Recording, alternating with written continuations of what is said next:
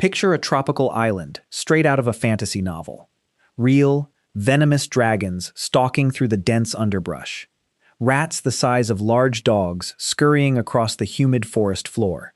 And tiny elephants, no taller than an average cow, grazing in a misty clearing. It sounds entirely made up, doesn't it? But this place was absolutely real. It was the Indonesian island of Flores, around 50 to 100,000 years ago. Now, imagine walking through that exact same prehistoric forest and coming face to face with a human being who only reaches your waist. Not a child, a fully grown adult, gripping a sharpened stone tool, with a face that looks hauntingly familiar, yet entirely alien. This isn't a fairy tale, and it's not a discarded draft of Lord of the Rings. It is one of the most paradigm-shattering scientific discoveries of the 21st century. Today, we are diving deep into the mystery of Homo floresiensis, affectionately known to the entire world as the Hobbit. We are going to find out exactly who they were, how they survived in a land filled with literal monsters, and most importantly, why ancient modern humans, our direct ancestors, might have shared this island with them. To really understand how bizarre this discovery was, we have to travel back to the year 2003. A joint team of Indonesian and Australian archaeologists was carefully excavating a massive limestone cave called Liang Bua, located on the island of Flores. They were originally just looking for evidence of early modern human migration through Asia down to Australia. They expected to find some old campfires, maybe a few standard stone tools, and if they were incredibly lucky, the bones of standard, full-sized ancient Homo sapiens. Instead, nearly 20 feet below the cave floor, their trowels scraped against bone. As they carefully brushed away the damp earth, they uncovered a skull, but it was entirely the wrong size. In fact, it was only about the size of a large grapefruit. At first glance, you might assume they found the tragic remains of a young child. But the teeth told a completely different story. These were heavily worn adult teeth, complete with fully erupted wisdom teeth. This skull belonged to a fully mature adult female who had lived a long, hard life. When they excavated her full skeleton, designated as LB1, the shock within the cave only deepened. Standing upright, this ancient woman would have been roughly 3 feet, 6 inches tall. She weighed maybe 65 pounds. The scientific community essentially short-circuited. For decades, the dominant narrative of human evolution was a relatively straightforward story. We thought that as human species evolved and left Africa, they just got taller, smarter, and grew increasingly massive brains until eventually, you get us. But LB1 shattered that neat little timeline. She wasn't just short. Her brain was only about 1/3 the size of ours, roughly the same volume as a chimpanzee's. Yet, scattered around her remains in the dirt were sophisticated stone tools, charred bones indicating the controlled use of fire, and the butchered remains of those giant rats and miniature elephants. Naturally, human nature being what it is, the immediate reaction from many scientists was fierce denial. Skeptics argued that LB1 couldn't possibly represent a whole new branch of the human family tree. They suggested she was just a modern human who suffered from a severe growth disorder, perhaps microcephaly, or congenital hypothyroidism. But as the years went on, more excavations at Liang Bua Cave yielded the remains of at least 9 other individuals. They all shared the exact same astonishingly small stature. They all shared the same bizarre blend of anatomical features. They had primitive, sloping faces without chins, thick brow ridges, and collarbones that suggested their shoulders were hunched slightly forward. Most amusingly, and perfectly fitting their newfound nickname, they had incredibly large, flat feet, compared to their short legs, forcing them to walk with a high-stepping gait to avoid dragging their toes on the uneven ground. So, the disease theory was eventually thrown out the window. The hobbits were real, they were a distinct human species, and they had thrived on this island for hundreds of thousands of years. But this realization immediately spawned an even bigger, more frustrating mystery. How on earth did a population of ancient humans end up trapped on a remote volcanic island in the middle of the ocean? And why exactly did they shrink down to the size of kindergartners? To figure that out, we have to look at the incredibly bizarre rules of island biology. The island of Flores isn't just isolated today, it has always been isolated. It is separated from the rest of Asia by deep, treacherous ocean trenches. Even during the peak of the Ice Age, when global sea levels plummeted and massive land bridges connected many other Indonesian islands to the mainland, Flores remained entirely surrounded by deep, rushing water. It sits east of an invisible biological boundary known as the Wallace Line, a deep-water barrier so formidable that most mainland Asian animals never managed to cross it. So, how did a group of primitive humans who supposedly didn't know how to build boats end up there? The truth is, it was likely an accident. A terrifying, chaotic accident. Anthropologists believe that the Hobbits' ancestors were swept out to sea by the sheer force of nature. Picture a massive prehistoric tsunami, or a catastrophic typhoon ripping through the coastline of ancient Asia. A chunk of coastal mangrove forest, or a massive tangle of uprooted vegetation, is torn away and washed out into the open ocean. Clinging desperately to this natural raft is a small group of early hominins. Maybe they were Homo erectus, the famously tall, globe-trotting human ancestor that had already spread across Asia. Or perhaps, as some recent skeletal analysis suggests, they were an even older, more primitive ancestor, like Homo habilis, a species we previously thought never even left Africa. Either way, after days of exposure, dehydration, and sheer terror, the ocean currents washed this exhausted group of castaways onto the beaches of Flores. They had survived the ocean, but now they were permanently marooned. And this is where the magic of evolution takes over, driven by a fascinating biological phenomenon known as the island rule, or insular dwarfism. Think about what a massive modern human body requires. To maintain a 6-foot-tall frame, you need a tremendous amount of calories. On a large, open continent, you can simply migrate when the local food runs out. But on an island, you are trapped. When a bad drought hits, or a volcanic eruption wipes out the vegetation, the biggest, hungriest members of a population are the very first to starve. The smaller individuals, however, need far fewer calories to survive. They live through the famine, they reproduce, and they pass those small genes onto the next generation. Over tens of thousands of years, this intense evolutionary pressure acts like a biological shrink ray. This didn't just happen to the humans. The Hobbit shared its home with a creature called a stegodon, an ancient relative of the elephant. On the mainland, stegodons were towering titans. But trapped on Flores, they shrank down over generations until they were barely the size of a large cow. Meanwhile, the exact opposite effect was happening to the small animals. Without big mammalian predators like tigers or wolves around, rodents and reptiles had no reason to hide. They could afford to grow massive. That is exactly why Flores became a bizarre, upside-down world where rats grew to the size of dogs, and carnivorous Komodo dragons became the apex predators. For Homo floresiensis, shrinking down to waist height wasn't a tragic genetic defect or a disease. It was their ultimate survival superpower. It was an evolutionary masterpiece that allowed them to thrive in a highly restricted, unpredictable environment for over 1 million years. But surviving alongside giant venomous lizards and hunting dwarf elephants required strategy. It required complex planning and cunning. And this brings us to the most baffling paradox of The Hobbit. Evolution didn't just shrink their leg bones and their rib cages, it drastically shrank their skulls. How could a human with a brain the size of an orange possibly maintain the intelligence needed to survive this island of monsters? To understand just how strange this brain size problem is, you have to look at the numbers. A typical modern human brain has a volume of around 1,350 cubic centimeters. An adult Neanderthal had an even bigger brain, sometimes pushing past 1,500 cubic centimeters. Now look at the Hobbit. LB1's skull held a brain of just around 420 cubic centimeters. That is almost identical to a modern wild chimpanzee, and barely a third the size of yours. For nearly a century, textbook anthropology taught us a very simple, comfortable rule.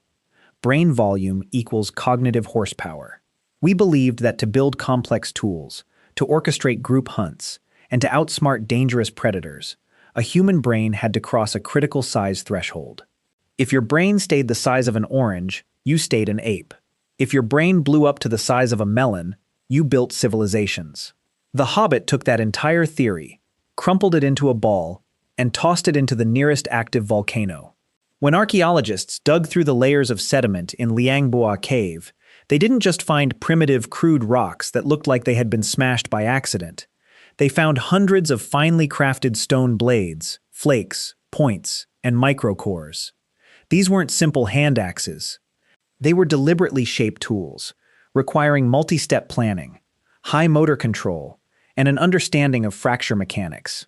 In simple terms, whoever made these tools had to pick the right raw volcanic stone, picture the finished blade in their mind, and strike it at precise angles repeatedly to produce a razor-sharp edge. Even more astonishingly, scientists found clear evidence of fire management deep inside the cave. Using fire isn't just about warmth, it is a profound cognitive leap. It means keeping a continuous supply of fuel, understanding how to control smoke, and using that flame to cook tough meat. The cave floor also held the butchered, burnt bones of juvenile stegodons, giant marabou storks that stood nearly 6 feet tall, and even Komodo dragons. Think about what that means in practice. A 3.5-foot-tall human cannot run down a 200-pound baby elephant or a giant flesh-eating bird alone. You can't just throw a rock at a 6-foot predatory stork and hope for the best. To hunt these animals without being eaten yourself, you need coordinated teamwork. You need communication, tactical patience, ambush strategies, and group cooperation. So, how did they pull this off with a brain the size of a chimpanzee's? The answer lies in advanced neuroimaging and internal skull casting. When paleoneurologists created a high-resolution digital model of the interior of the Hobbit's skull, they were shocked to see that the brain wasn't simply a scaled-down ape brain, it was structurally reorganized. Evolution had quietly rewired the internal circuitry. The front of the brain, specifically the frontal lobe and the Brodmann area 10, regions associated with higher-order cognitive planning, foresight, and working memory, was surprisingly well developed, wide, and complex. It turns out that raw volume isn't the only thing that dictates intelligence. Brain architecture, neural density, and internal wiring matter just as much, if not more. Nature proved that you could pack astonishing problem-solving skills and cultural traditions into a hyper-compact package, saving massive amounts of metabolic energy while still keeping the mental edge required to survive. For hundreds of thousands of years, these tiny, brilliant hunters had the island of Flores completely to themselves. They ruled the cave, roasted their meat, and navigated the dense rainforests in total isolation. But around 60,000 years ago, the ocean brought a new kind of visitor to the shores of Flores. Tall, slender, long-legged creatures who carried long spears and possessed an insatiable curiosity, our own direct ancestors, Homo sapiens. When those early modern humans pulled their rafts onto the white sand beaches of Flores, they were already hardened, adaptable survivors. They had walked out of Africa, crossed massive continents, and navigated dangerous island chains. But absolutely nothing in their long journey could have prepared them for what was watching them from the tree line. Picture it from their perspective. You are a modern human, scanning a strange, new jungle for threats. You see a figure moving in the shadows. It stands perfectly upright on 2 legs. It holds a stone blade, and it carries the smell of wood smoke. But it only reaches your belly button. It isn't a monkey, and it isn't an ape. It is a reflection of humanity, looking back at you through a distorted, shrinking mirror. For a long time, the exact timing of this spectacular meeting was the most heated debate in archaeology. When the Hobbit bones were first discovered, early dating of the surrounding soil suggested they survived until a mere 12,000 years ago. That initial date was mind-blowing.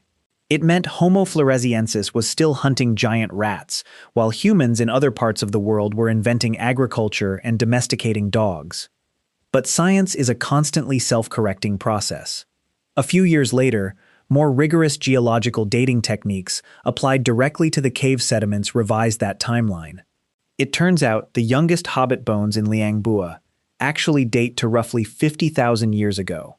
And guess who was expanding rapidly through Southeast Asia exactly 50,000 years ago? We were. The chronological overlap is tantalizingly, dangerously close. It is highly probable that modern humans and Homo floresiensis shared this island, breathing the same humid air, hunting the same dwarfed elephants, and listening to each other's fires crackle in the night. So, what exactly happens when two vastly different human species collide in a closed island ecosystem? To answer that, we might not just have to look at the dirt. We might have to listen to the locals. The indigenous Naje people of Flores have passed down a very specific, deeply unsettling oral history for countless generations. Long before the first archaeologists ever arrived with their trowels and carbon dating equipment, the locals told campfire stories of a creature they called the Ebu Gogo. The name loosely translates to the grandmother who eats everything. According to the local folklore, the Ebu Gogo were wild people of the forest. They were barely a meter tall, walked with an awkward swaying gait, and were covered in hair. They supposedly didn't have a complex language of their own, but they could brilliantly mimic human words, echoing back what was spoken to them like parrots in the brush. The villagers claimed these tiny people would creep out of the jungle to steal crops, snatch unguarded meat, and raid their storehouses. But the most chilling part of the folklore is how it ends. The stories say the human villagers finally grew tired of the constant thievery. They tracked the Ebu Gogo back to their home, a deep cave in the side of a mountain. The villagers tricked the tiny people by offering them bales of dry palm fiber as a gift. Once the fiber was dragged inside, the humans threw in a torch. The folklore claims the raging fire consumed the cave, smoking out and destroying the Ebu Gogo forever. Is it just a wild coincidence that an isolated island population has a local legend perfectly describing a 3-foot-tall, cave-dwelling, awkwardly walking hominin? Could a spoken story actually be a distorted, 50,000-year-old cultural memory of our ancestors eradicating a rival human species? Or did the Hobbits simply fade away into the jungle as modern humans took over their best hunting grounds? Homo sapiens have a notoriously grim track record when it comes to sharing space with our evolutionary cousins, and the sudden disappearance of the Hobbit lines up perfectly with our arrival. While the chilling tales of the Ebu Gogo paint a dramatic, fiery picture of an ancient turf war between two human species, the dirt floor of Liang Bua Cave hints at a much more sudden natural apocalypse. When geologists analyzed the sediment layers from exactly 50,000 years ago, the exact moment the Hobbit bones permanently vanish from the fossil record, they found something devastating. Right above the last tools and the last fragments of bone, there is a thick, heavy layer of volcanic ash. Flores sits right on the edge of the Pacific Ring of Fire, a highly volatile, geologically violent zone. It appears that a catastrophic volcanic eruption ripped the island apart right around the time our ancestors were making their first footprints on its beaches. This massive explosion would have choked the sky with darkness, poisoned the freshwater streams, and decimated the already fragile, isolated populations of dwarf elephants and giant storks. For a highly specialized species trapped on a small island, an environmental collapse of that magnitude is an absolute death sentence. It is entirely possible that modern humans simply watched from the safety of the coastline or from neighboring islands as the last of the hobbits were swallowed by the ash and smoke. Or, in a slightly more tragic scenario, the volcanic winter crippled the hobbit population, and the invading, highly adaptable modern humans simply outcompeted the starving survivors for whatever scraps of food were left in the ruined forest. Regardless of exactly how they drew their final breath, the legacy of Homo floresiensis completely rewrote our understanding of who we are. Before this tiny skeleton was pulled from the Indonesian dirt in 2003, it was so incredibly easy to believe that human evolution was a straight, majestic ladder of progress. We like to think that nature was always aiming for us, that evolution's ultimate, glorious goal was to create a tall, large-brained, globe-conquering creature. But the Hobbit proves that evolution has no end goal. It has no master blueprint. Evolution is just a blind, chaotic mechanic trying to solve the immediate problem of survival. In the strange, isolated laboratory of Flores, the solution to survival wasn't a bigger brain or longer legs. The winning lottery ticket was to shrink down, conserve your metabolic energy, and hunt giant rats with perfectly crafted pieces of volcanic rock. The human family tree isn't a neat, organized oak tree stretching up into the sky. It is a wild, tangled, overgrown bush with dozens of dead, broken branches. For the vast majority of our history on this planet, we were never alone. We shared the earth with heavy-browed Neanderthals in the freezing valleys of Europe, mysterious Denisovans in the high altitudes of Asia, and waist-high hobbits in the humid jungles of Indonesia. When you really stop to think about it, the world we live in right now is the exception, not the rule. We are the last human species left standing on a very lonely planet, sitting around our digital campfires, desperately trying to piece together the fragmented ghosts of our lost cousins. What do you think happened when our ancestors finally met the Hobbits? Did we wage a prehistoric war? Did we just watch them fade away in the volcanic ash? Or could a few of them have survived deep in the uncharted jungle for much longer than the dirt suggests? Let me know your theories down in the comments below. If you enjoyed this journey into our ancient, bizarre past, make sure to hit that like button, subscribe to the channel, and turn on notifications so you never miss a deep dive into the mysteries of our history. Until next time, keep questioning the past, and thank you so much for watching.